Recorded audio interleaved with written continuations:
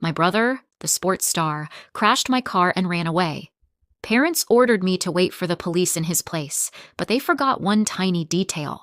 The steam hissing from the crushed radiator of my Toyota Camry sounded like a dying snake. It was the only sound in the alleyway, aside from the distant, retreating slap of expensive sneakers against pavement. Hudson didn't even look back. He just ran, his Golden Bears varsity jacket flashing under the streetlights before disappearing around the corner. I stood there, shivering in the cool October air, staring at the destruction.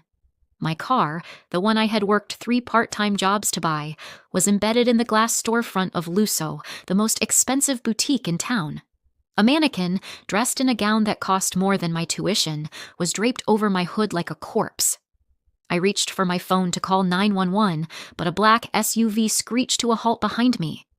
My parents. They must have been tracking my phone, or maybe Hudson had called them while he was fleeing. My mother was out of the car before it fully stopped. She didn't look at me. She didn't ask if I was hurt. She marched straight to the driver's side door of my wrecked car and peered inside. "No airbags," she announced, her voice sharp and calculating. "Good. No DNA on the bags." "Hudson could have killed someone?" I said, my voice trembling. My chest ached where the seatbelt had dug in during the impact. I had been in the passenger seat. Hudson had demanded to drive because he wanted to feel the handling. He was drunk, of course. He was always drunk on Friday nights. My father walked over to me. He was a tall man, imposing, the kind of man who commanded boardrooms and little league games with equal tyranny. He looked at me with a mixture of disappointment and resolve. "Blair, listen to me closely," he said, his voice dropping to that dangerous low register he used when he was brokering a deal. "Hudson has the draft next month. The scouts are watching his every move. A DUI, a hit and run. It's over. His life is over." "He did this," I snapped, gesturing to the shattered glass. "He needs to face the consequences." "And you?" my mother interjected, turning to face me. Her eyes were cold, hard flint. "You have what? A degree in English literature? You are replaceable, Blair. Hudson is a prodigy. We have invested millions in his training. We are not letting you ruin this investment because of a fender bender." "Fender bender?" "He drove through a building." "Here is the reality," my father said, stepping into my personal space. He smelled of scotch and expensive cologne. "You are going to wait here. You are going to tell the police you were driving. You swerved to avoid a stray dog. You panicked." "No," I said, shaking my head. "I won't do it. I'm not taking a criminal record for him." My father didn't blink. "If you don't, we stop paying for college immediately. You will be evicted from your apartment by Monday.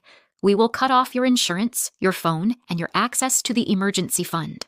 You will be on the street, Blair. Do you understand?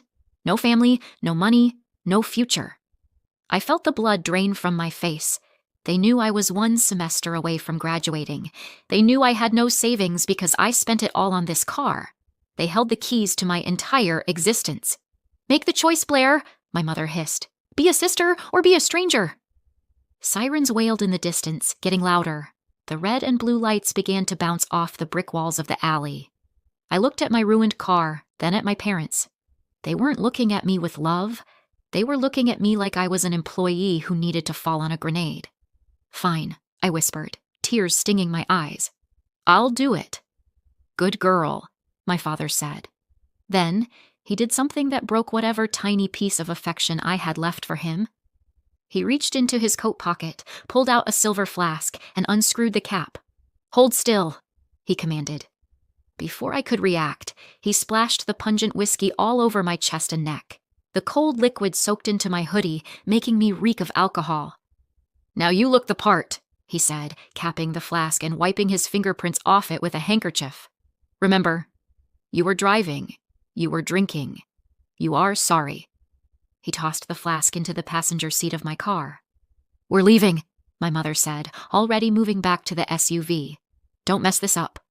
They drove away, leaving me alone in the wreckage, smelling like a distillery, waiting for the police to ruin my life. The holding cells smelled of stale urine and industrial bleach. I sat on the metal bench, my knees pulled to my chest, shivering in my whiskey-soaked hoodie. I had been processed, fingerprinted, and mugshot like a common criminal. The interrogation had been a nightmare. The officers didn't believe my story about the dog, but the evidence was overwhelming. I smelled like booze, the car was mine, and I had confessed. I blew a 0.00 on the breathalyzer, which confused them, but the officer simply noted that I must have sobered up or was on something else. They charged me with reckless driving and leaving the scene of an accident, a technicality since the car had come to a rest inside the store, but I hadn't called 911 immediately. My parents bailed me out at 6 a.m. The ride home was silent. Not a comfortable silence, but the heavy, suffocating silence of a bomb waiting to go off. When we walked into the house, the smell of bacon and coffee hit me.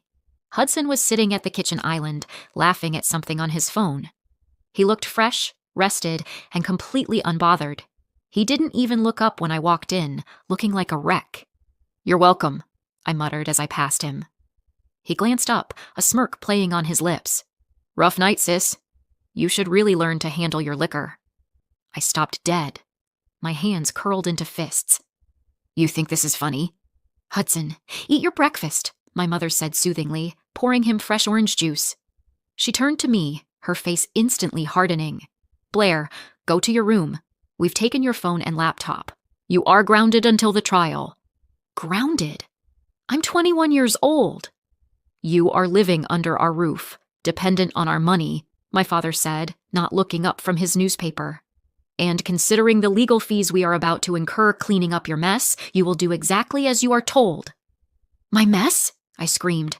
"He crashed my car." "Lower your voice." My father slammed his hand on the table. "The narrative is set. You were driving. If you deviate from that story now, you will be charged with filing a false police report and perjury.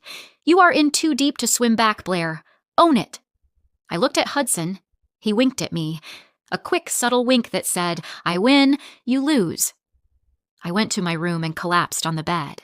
The next 3 days were a blur of humiliation. My parents brought in a high-priced lawyer, a man named Mr. Sterling, who smelled like sulfur and mints. He didn't ask me what happened. He handed me a script. "You've been under a lot of stress at school," Sterling rehearsed with me. "You turned to alcohol to cope. This was a cry for help. We're going to plead no contest and ask for probation and mandatory rehab. It will stay on your record, but you'll avoid jail time." "I don't need rehab," I said dully. "You do if you want to stay in this family," my mother said from the corner of the room. They were systematically dismantling my identity. I overheard my mother on the phone with my aunt, spinning a sob story about my mental breakdown and hidden addiction. They were poisoning the well. Even if I eventually told the truth, no one would believe the unstable, alcoholic daughter over the golden boy athlete and his respectable parents. I felt trapped in a tightening spiral. Every attempt to defend myself was met with a threat to cut off my tuition. Every plea for fairness was met with a reminder of Hudson's potential. On the 4th night of my confinement, I hit rock bottom. I was lying on the floor of my room, staring at the ceiling, realizing that my life as I knew it was over. I would be the family pariah, the failure, the cautionary tale. Hudson would go to the NHL, make millions, and I would be the sister he graciously supported while whispering about my issues to the press. I rolled over and saw my car keys on the dresser. They had towed the wreck to a junkyard, but the police had given the personal effects back to my father, who had dumped them in my room. I stared at the keychain, a simple plastic fob. And then I remembered the tiny detail. My heart hammered against my ribs so hard I thought it would crack the bone. I sat up, grabbing the keys. 2 weeks ago, after a rash of break-ins in my college town, I had installed a dash cam. But not just any dash cam. I had splurged on the Van True N4 Pro. It had a front cabin lens, a rear lens, and, most importantly, a cloud sync feature that uploaded footage instantly when it detected a collision, provided there was a Wi-Fi signal. The accident happened right outside Luso. Luso offers free high-speed Wi-Fi to its customers. My phone used to connect to it automatically whenever I walked past. The camera was synced to my phone's hotspot settings, but had it connected to the store's open network? I needed a computer. My parents had confiscated my laptop and phone. I waited until 2 a.m. The house was silent. I crept out of my room, avoiding the squeaky floorboard in the hallway that I had memorized as a child. I went downstairs to Hudson's gaming lair in the basement. Hudson was asleep upstairs. His massive gaming PC hummed in sleep mode. I wiggle the mouse. The screens flared to life, bathing the room in blue light. I typed in his password, PuckLife99, because he was an idiot who never changed it. I opened a browser and incognito tab. I logged into my cloud account. My hands were shaking so badly I mistyped the password twice. Access granted. I clicked on the events folder. There it was. A file dated 4 days ago. 11:42 p.m. I clicked play.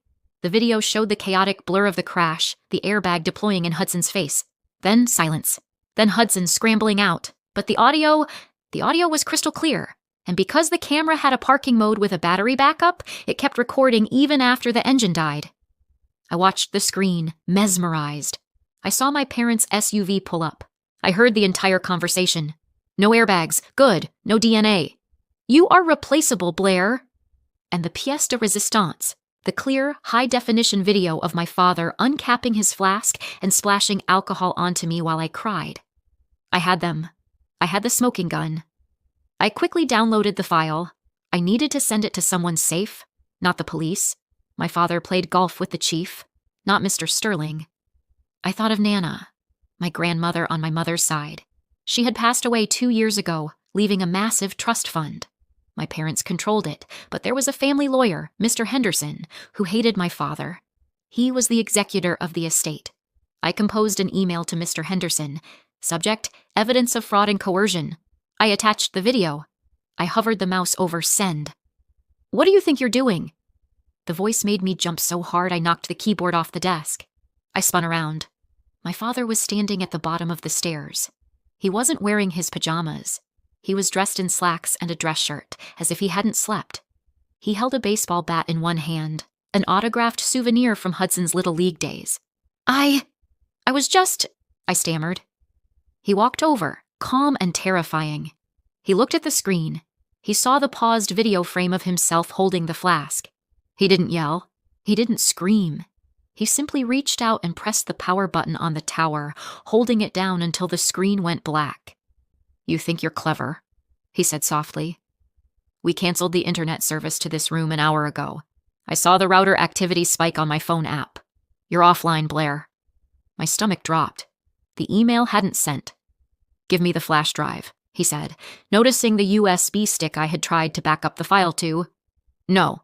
He stepped closer, raising the bat slightly, not to hit me, but to threaten the equipment.